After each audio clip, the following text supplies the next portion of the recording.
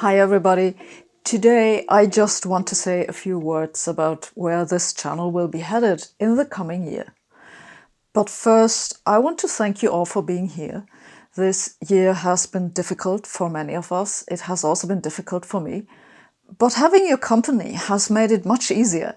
It's really lovely to see that there's so much interest in science, seriously. I want to especially thank my super supporters on Patreon. You're awesome.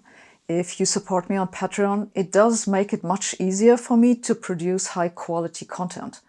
So if you want to see more of my videos, please go check out my Patreon page. I've been reading your comments and I've thought about how to make my content more interesting and enjoyable. So in the next year, you will see a few minor changes to this channel. There won't be any major changes. We will still have a new video each Saturday, usually at 2 p.m. Central European Time. That's 8 a.m. if you're on the East Coast. If something comes up short notice, I sometimes have an additional video middle of the week. That won't change next year. The most obvious change you'll see starting with the first video in 2021 is that I have hired someone to edit my recordings.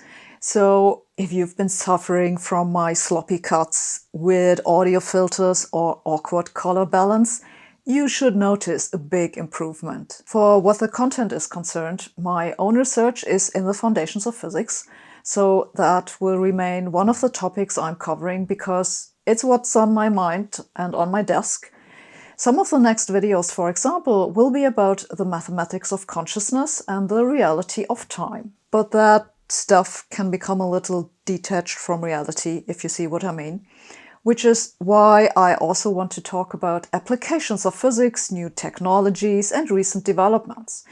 I have, for example, a video on planning in which we will look at the recent claim that artificial intelligence solved protein folding, and I want to talk about what's been going on in quantum computing.